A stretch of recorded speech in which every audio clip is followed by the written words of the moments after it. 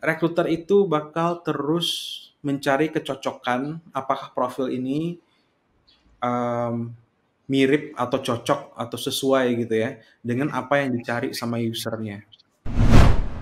Nah, gini, Betul kok. kalau misalnya kita mau masuk program MT atau ya program-program seperti itu, sebenarnya yang menjadi faktor utamanya adalah seberapa aktif kita melakukan organisasi, seberapa aktif kita melakukan impact dari organisasi tersebut gitu.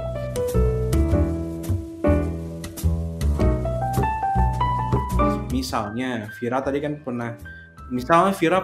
pernah buat event senasional yang bisa yang ngebahas tentang Sustainable Development Goals di tahun 2030 nanti.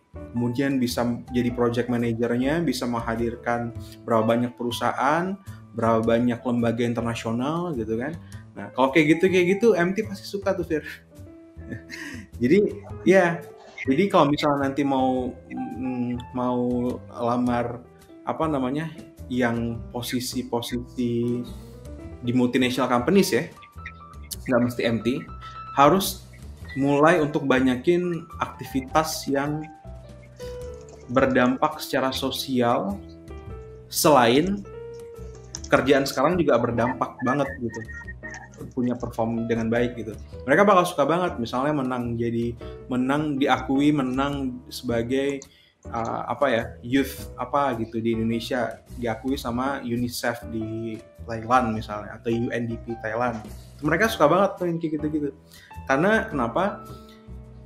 Ini bisa jadi benar atau bisa jadi salah ya. Karena saya bukan rekruter di Unilever, tapi saya mengerti cara berpikir mereka sedikit. Mereka ingin menseleksi orang-orang yang bekerja di sana sebagai orang-orang yang paling bagus dan paling berprestasi. Jadi sehingga kalau misalnya nanti ada orang lain ketemu dengan anak-anak Unilever, anak-anak Astra, anak-anak apa gitu kan, mereka berpikir, wah, orang-orang yang masuk Unilever ini orang-orang yang benar-benar berprestasi semua nih gitu.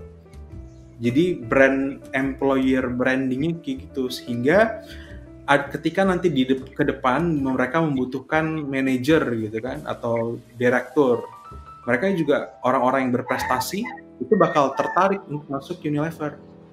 Jadi strateginya kayak gitu, Fir. Mereka mulai dari yang paling bawah dulu, dari rekrut fresh graduate untuk posisi MT dan lain-lain. Gitu. Jadi kalau misalnya Vira dan teman-teman mau masuk program-program yang multinational companies, harus ngelihat tujuan employer branding mereka apa. Kalau kayak Unilever udah jelas, mereka hanya mau yang berprestasi.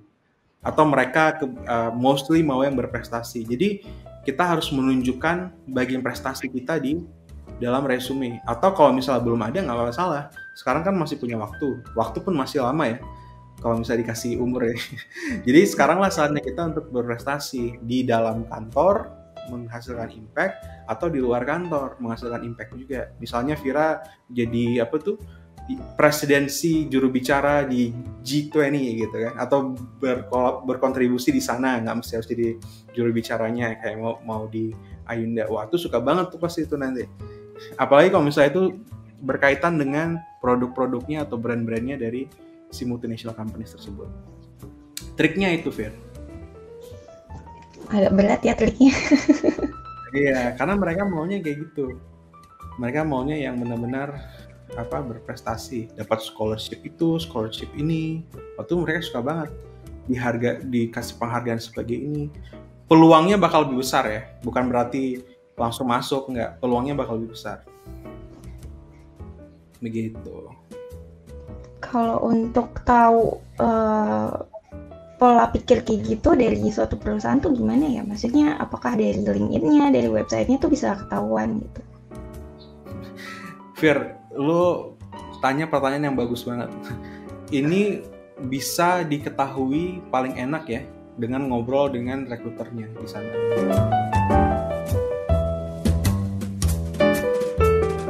Atau ngobrol dengan konsultan rekrutmen seperti saya, karena sebagai konsultan rekrutmen kan banyak banget, gak cuma saya kan.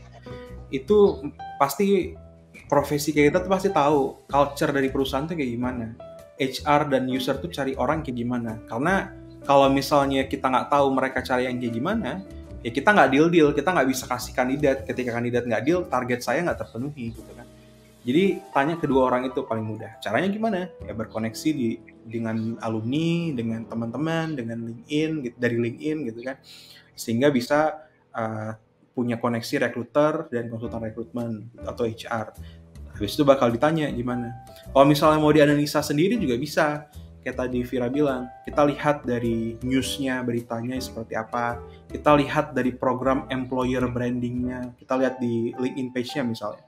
Mereka tuh sering kasih konten tentang apa sih gitu kan.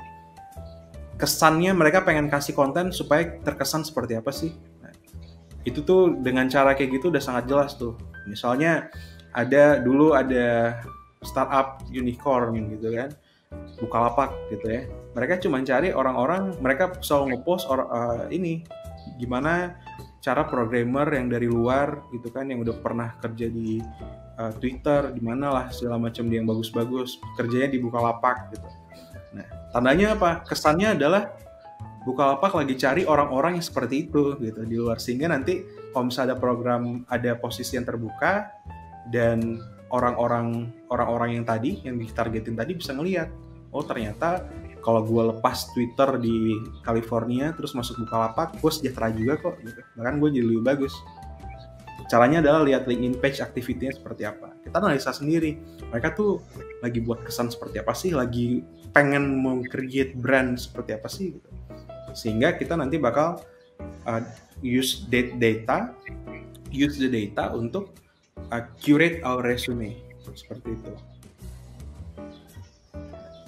Jadi untuk menyebutkan kita bisa culture fit ya di sana ya. Iya benar. Terus tambahin lagi dengan value-value yang ada. Biasa kalau MNC, multinational companies, punya value-value yang udah jelas gitu kan.